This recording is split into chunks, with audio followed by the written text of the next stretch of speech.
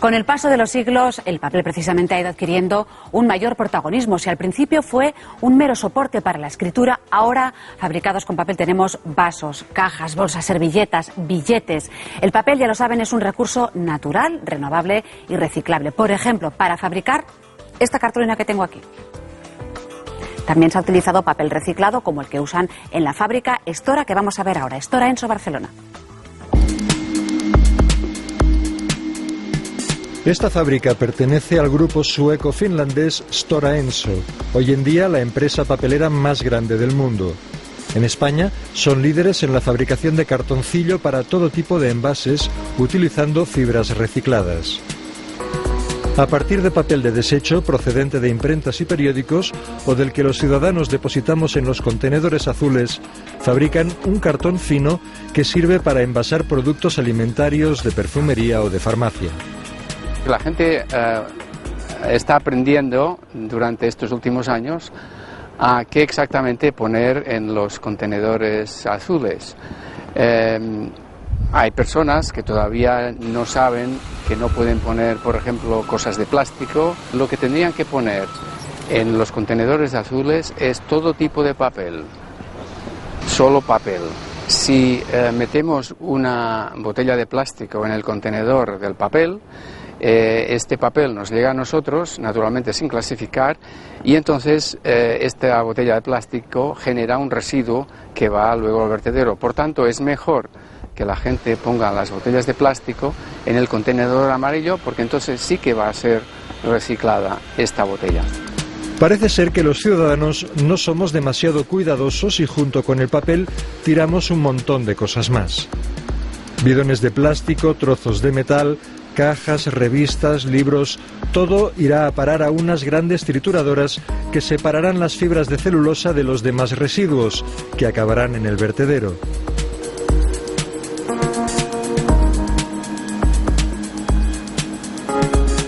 La máquina para fabricar papel funciona 24 horas los 365 días del año. Al inicio del proceso, una solución que contiene un 99% de agua y un 1% de celulosa cae sobre una cinta sin fin que circula sobre una serie de rodillos. Unos cilindros actúan de prensa para ir extrayendo el agua. Bajo la cinta, una pila poco profunda recoge el agua sobrante que se vuelve a mezclar con la pulpa para aprovechar la fibra que contiene.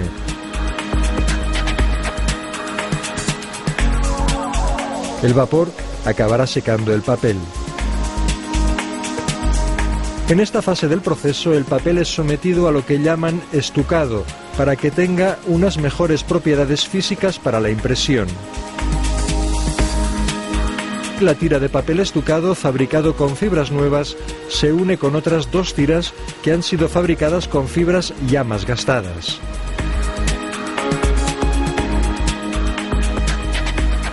El producto final es este cartón fino de 3 capas. Las fibras se gastan, ¿no?, con cada uso, pero generalmente podemos decir, por lo que sabemos, que las fibras se pueden utilizar entre 5 y 10 veces. Este papel y este cartón de lo que podemos decir el packaging sale generalmente de fibras que ya han sido usadas una vez, y entonces este papel se puede llamar papel reciclado. El papel blanco de los folios sale de hacer papel con pasta blanqueada de árboles. El papel de lavabo, el papel de váter, a veces es un papel muy bueno porque se hace con fibras nórdicas y no con fibras recicladas, con fibras vírgenes. Depende, hay también papel de váter que tiene fibras recicladas, pero no es tan limpio ni tan bonito. Ligero, resistente y versátil, no cabe duda de que el papel es un material sostenible, pero en Para Todos Lados queremos conocer cuáles son los principales impactos ambientales ligados a su producción. Pues bien, para hablar precisamente de ello nos acompañan de entrada José Cabrera, que es presidente del Instituto para la Producción Sostenible. ¿Qué tal? Buenas tardes, bienvenido. Hola, ¿qué tal, Marta? ¿Qué tal? Saludamos también a Javier Rivas, que es director de la división de papel de Smurfit Kappa. ¿Qué tal? Hola. Bienvenido, Javier. Buenas tardes. Y saludamos a Aurelio del Pino, que es director general de la Asociación de Cadenas Españolas de Supermercados. Buenos días. Bienvenido, Aurelio. Y por último saludamos a Ángel Dapena, director del proyecto La Bolsa de Papel. ¿Qué tal? Hola, Marta. Buenas tardes. Bueno, hemos visto en el vídeo que el papel puede fabricarse precisamente con papel reciclado, pero ¿de dónde proviene la materia prima para obtener pasta de papel nueva actualmente? Pues de los bosques, de las explotaciones forestales. Las explotaciones forestales, gracias al consumo de papel, han aumentado los bosques en todo el mundo. O sea, el concepto es cuanto más papel se consume, mayor será la superficie verde del planeta. En la sociedad, el concepto es totalmente distinto. Eso iba a decir, me está diciendo justo todo lo contrario. Pues bueno, por eso me has invitado. Esto, Marta, claro. Esto, si tú consumes muchas naranjas, al año siguiente se plantarán más naranjos.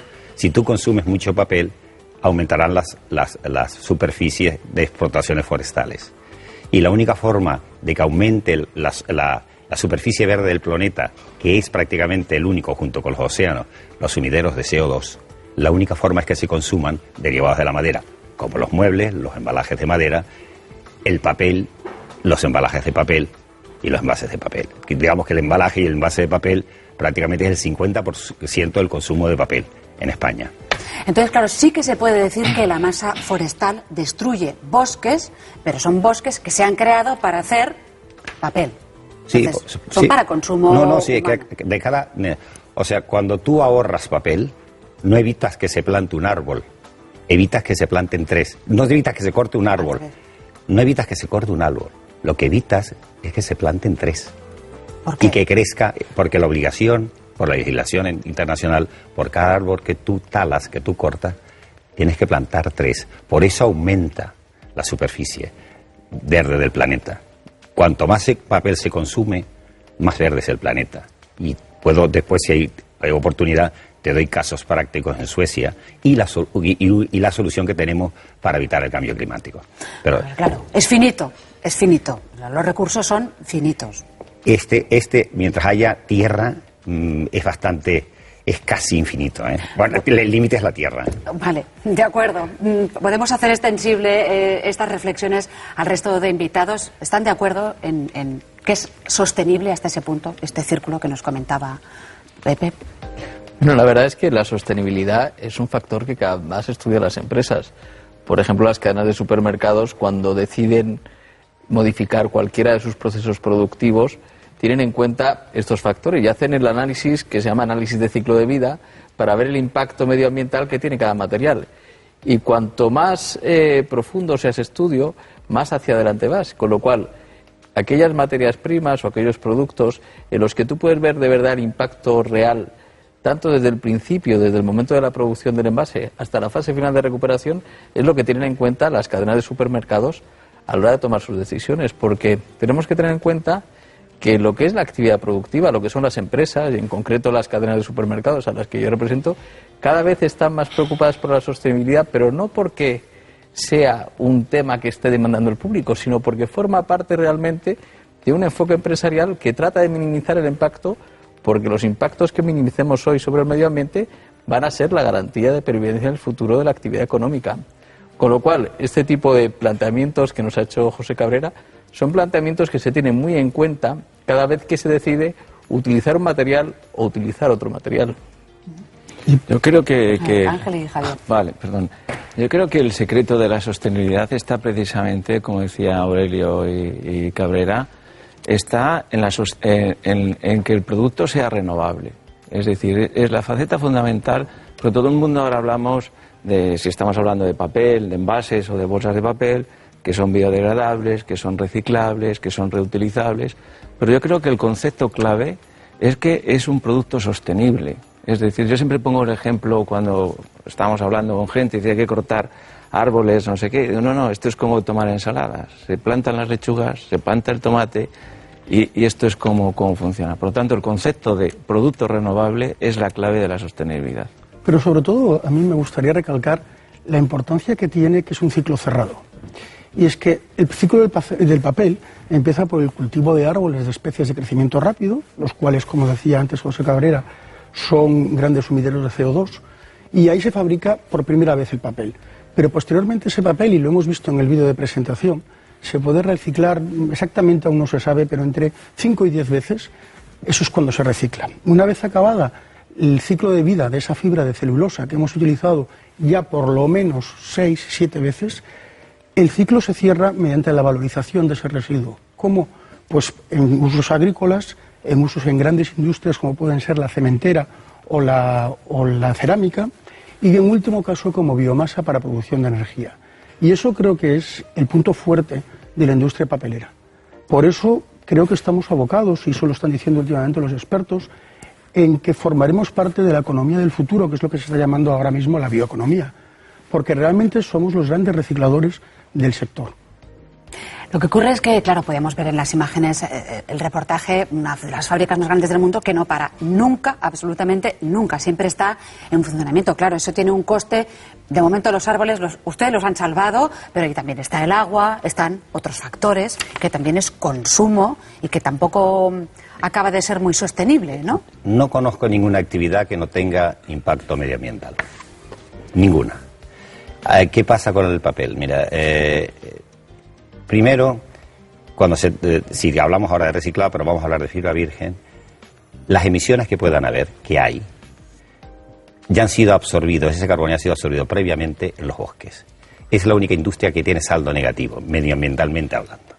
Pero si hablamos de reciclado y hablamos de agua, que es algo que ha preocupado en el pasado, hoy teóricamente funcionan con ciclos cerrados, las papeleras. Evidentemente tienen gasto de agua, que es el que se va por el vapor de agua, y el que sale del mismo papel. El papel tiene un contenido, un 8%, corrígeme, correcto, 7% de agua. Eso está ahí, esto no lo puedes evitar. Pero después esa agua está tratada. Y lo que dicen las papeleras, y yo lo he visto, no es cuanto yo lo he visto, que muchas veces se vierten, las aguas que se vierten están más puras que las que han entrado en el sistema. Esto ha cambiado totalmente. O sea, el consumo de agua es mínimo porque funciona en circulitos cerrados, se pierde algo por el vapor de agua y lo que sale del producto, pero esto no tiene nada que ver con la industria papelera de hace 50 años. A mí me gustaría recalcar, hablando del agua, el consumo de agua de los últimos 10 años de la industria papelera se ha disminuido en un 17% cuando la producción ha incrementado en un 20%. Y eso creo que es un dato importante, pero creo que aún es más importante decir que el agua se utiliza como transporte de fibra. Y otra vez me remito al vídeo de presentación que hemos visto. Cuando nosotros empezamos a fabricar papel, es un 99% agua y un 1% celulosa, pasta. Pero posteriormente esa agua luego se depura y se devuelve, de tal forma que solamente el 5% es lo que se consume. ¿Y cómo se consume? Como decía José, la incorporación del producto, que lleva una pequeña parte, y el resto en la evaporación del proceso productivo. Por lo tanto, vuelve a la naturaleza también. Adicional, la modificación de las tecnologías de depuración, todas las papeleras tenemos que verter aguas arriba, quiere decir que captamos de una zona y vertemos más arriba donde captamos. Por lo tanto, podríamos decir que hay una parte de ciclo que siempre estamos utilizando el mismo agua. Y hablando de, por ejemplo, de los árboles, hablando de la pasta que se fabrica o de la madera con que se fabrican estos árboles, ¿vale cualquier madera? ¿Es apta a cualquier madera? ¿Cómo está la masa forestal española dentro de este mercado, no? O yo, si quieres. Sí. Mira, esto son especies para papel. O sea, a veces se mezcla que si el Amazonia, eso no sirve para papel.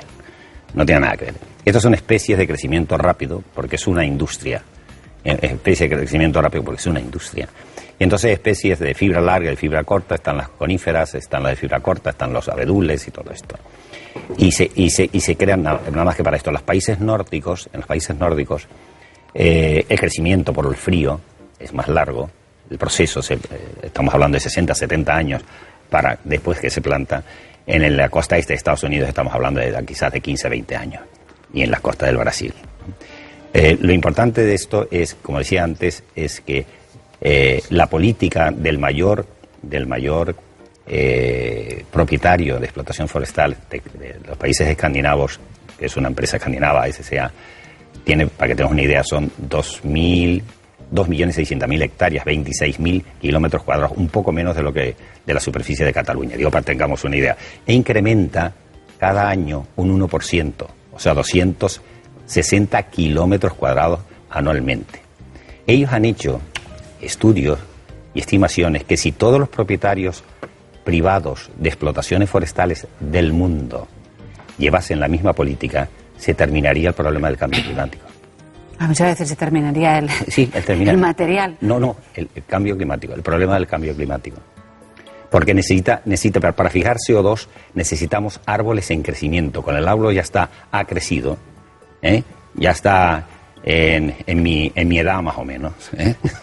Al punto, está a punto, el árbol ya está a punto, ahí ya no fija. Necesitamos siempre árboles en crecimiento para que fijen CO2. Savia nueva.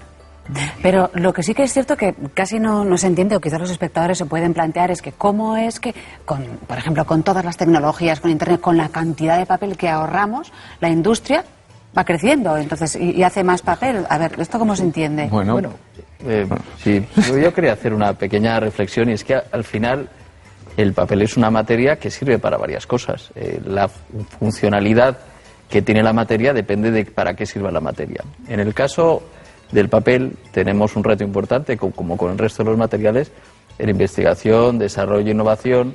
Hay muchos tipos de papel, muchos tipos de fibra, se pueden probar y pueden servir para muchas más cosas que para escribir. Es decir, puede servir para envasar un montón de productos. ¿Y qué es lo que hay que hacer? Pues lo que hay que hacer es ir comparando en cada caso que el envase mantenga la funcionalidad que le sirva al consumidor, es decir, que sirva para lo que está previsto el envase, y al mismo tiempo buscar aquella materia que sea mejor. El envase puede ser sustitutivo en algunos casos de un plástico por un papel, o a la inversa, o por otro tipo de materiales, pero siempre hay que buscar esa funcionalidad, con lo cual se están desarrollando muchas líneas de trabajo. Y por ejemplo, nuestro sector, el de los supermercados, es un envase que sirve para el transporte industrial muy bien, es decir, el cartón ondulado que muchas veces verán los consumidores cuando van a un supermercado y ven esas grandes carritos que van recogiendo el envase que sirve, donde van metidos los pequeños envases. Convenientemente, ¿no? Ese Guardados. se dobla, se empaqueta. Dentro de los supermercados hay unas prensas que lo cierran, lo embalan y van directamente a la industria, que es capaz nuevamente de producir fibra con ese envase. Es decir, al final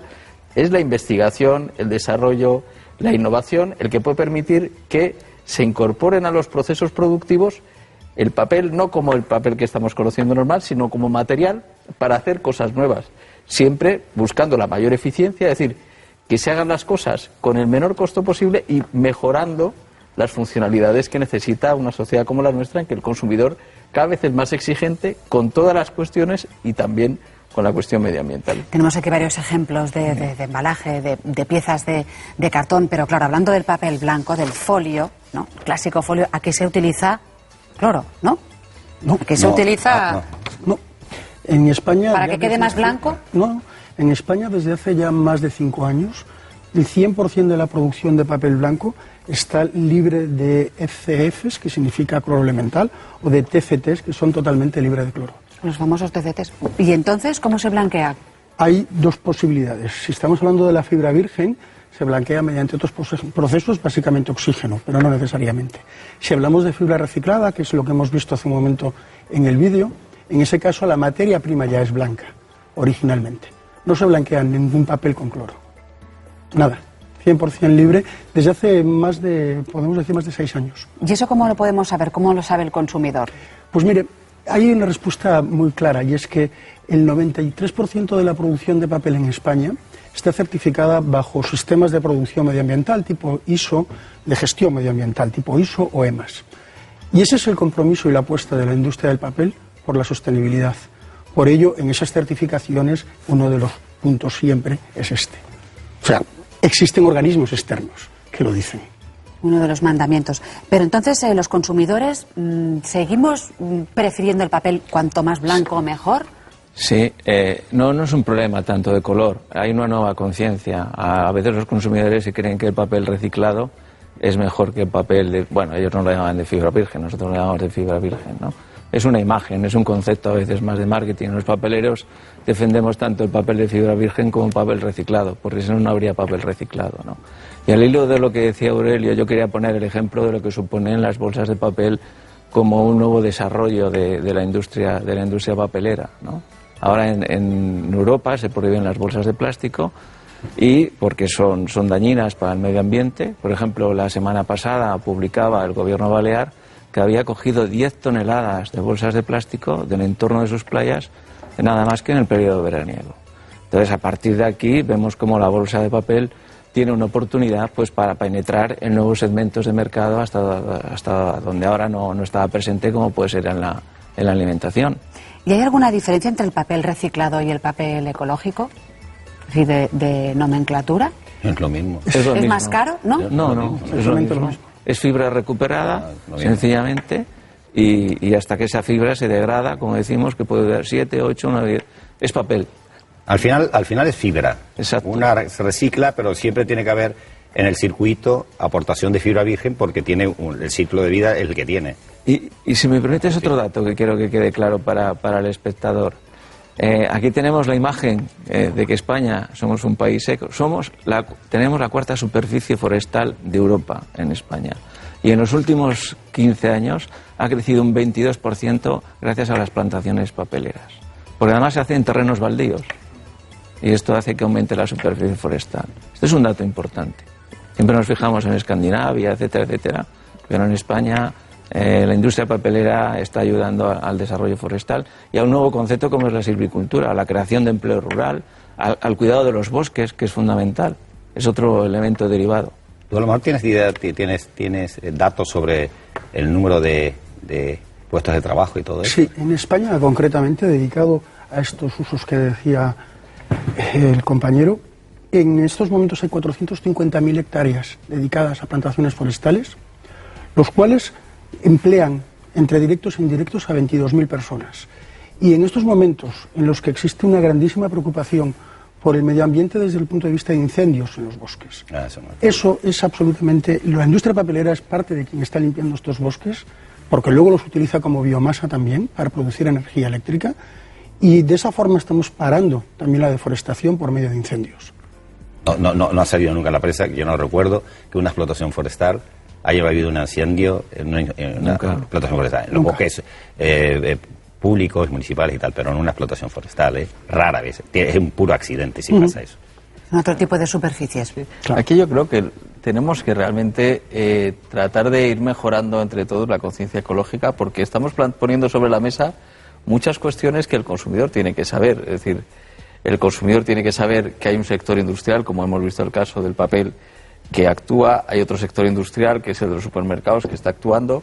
Hay una legislación que además está haciendo que eso se haga de una manera general y bien gestionada, como el caso, por ejemplo, del punto verde. Es decir, cualquier caja de las que tenemos aquí, cuando es envase, que va destinado al consumidor, paga un punto verde, y con ese punto verde, es decir, con esos céntimos que se pagan por cada envase, se está financiando el propio sistema de tratamiento, tanto del cartón como de cualquier otro envase. Es decir, el consumidor tiene que saberlo, pero eso no le tiene que relajar en el sentido de que sucedan cosas como las que señalaba Ángel de la Pena. Es decir, el hecho de que se esté financiando no tiene que ir en contra de la conciencia ecológica, sino al contrario. Es decir, tiene que servir para darte cuenta de que cualquier tipo de vertido incontrolado, cualquier abandono de envases, llámese cartón, llámese plástico, llámese cola, es tan pernicioso para el medio ambiente que el consumidor no puede quedarse en su decisión particular neutro con respecto a ese tipo de comportamientos, y hay que forzar esa conciencia ecológica, porque es la única forma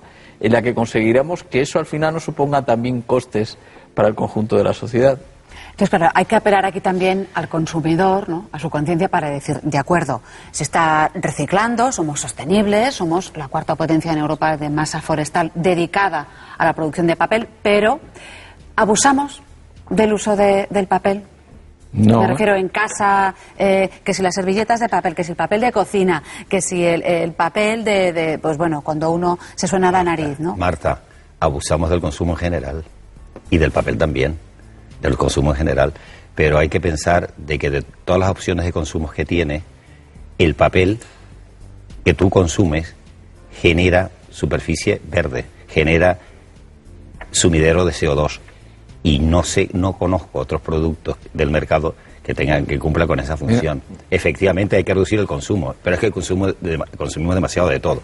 La legislación que nombraba Aurelio, que no te la voy a leer, Pero sí te voy a decir, define, tanto en una propuesta de ley de hace un par de años, como una moción del Senado, como ahora en este año, en la ley de residuos, define perfectamente lo que es un envase, un embalaje sostenible. La tengo aquí. Dice que es aquel que utiliza materias primas renovables, reciclables y biodegradables. Y en otro apartado dice exactamente, hay que promocionar el uso del cartón ondulado, el cartón, el papel y los embalajes de madera. En general. Lo dice en ley, esto es ley. Después la ley se aplicará o no se aplicará, pero tenemos soporte legal. O sea, así lo han reconocido los legisladores. No, y luego a un consumo hay que contraponerle otro consumo. Por ejemplo, en hostelería tienen súper estudiado que un mantel de papel es ecológicamente más eficiente que no llevar a lavar la ropa por el consumo que hay detrás.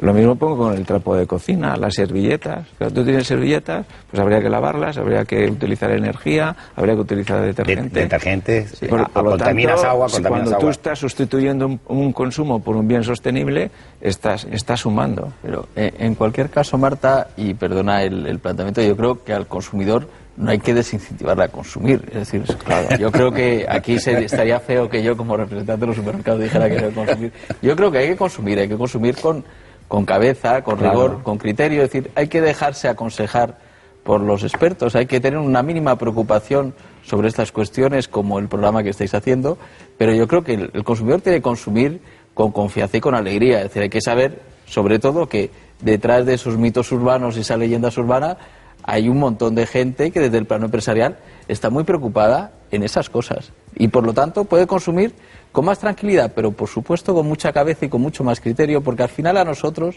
lo que nos interesa es que la gente tenga criterio a la hora de tomar sus decisiones, porque gracias a ese criterio conseguiremos hacer todas las cosas mucho mejor.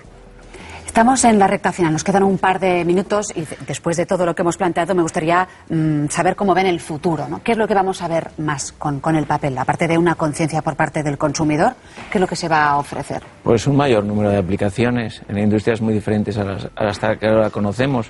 Por ejemplo, ya se están planteando tabletas que en vez de ser electrónicas todo el soporte sea de papel, la pantalla. Y ya está la investigación ahí. Por lo tanto, el papel tiene un futuro enorme, porque estamos hablando de unas fibras naturales con nuevos desarrollos tecnológicos. Caray. Javier. Pues hay estudios en estos momentos en muy diferentes sectores, mucho teniendo que ver con la biotecnología también.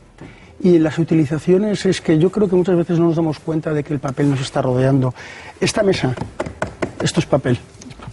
Seguramente es una sorpresa, sí, pero esto es papel. ¿Y usted cómo lo sabe? Porque me dedico a ello. ¿Dónde lo ve? Cobra de ello. ¿Dónde lo ve? Esta parte superior es una parte de papel. Porque tiene una fibra... Sí, esa de papel. Esto es un tipo de papel específico. Y muchos suelos, este que estamos viendo también, es papel. Entonces, quiero decir que hay muchísimos más usos de papel de los que aparentemente creemos, que son los folios, las revistas, las cajas, el papel moneda, las bolsas, y cada vez hay más utilizaciones y más productos que se están haciendo de papel. Caray, casi para terminar. No, terminar yo no diría nuevas aplicaciones, sino respetar y comprender la aplicación actual. Que cuando compremos un libro, leamos un periódico, veamos que detrás está creciendo un árbol. Que no estamos tan, están creciendo árboles. Eso es el concepto que hay que cambiar. También lo más dañino era el pescado azul y ahora resulta que es el mejor. También en una época fue muy dañino el aceite de oliva y ahora resulta que es el mejor. Pues pasará exactamente lo mismo con el papel. Yo creo que nos vamos a acostumbrar a ver cada vez muchos más tipos de envases distintos. El consumidor va a ver como cada vez va a encontrar materiales nuevos que le van a hacer la vida más fácil y más sencilla en sus actos cotidianos, y eso será gracias a la investigación y desarrollo de las empresas, y aquí el papel jugará seguramente un papel, y perdón el juego de palabras, muy importante. Nunca mejor dicho. Bueno, pues muchísimas gracias tanto a Aurelio del Pino como a José Cabrera, como a Javier Rivas, como a Ángel Dapena por podríamos decir, esta explicación que nos han dado, esta información sobre lo importante y el futuro que tiene el papel en España.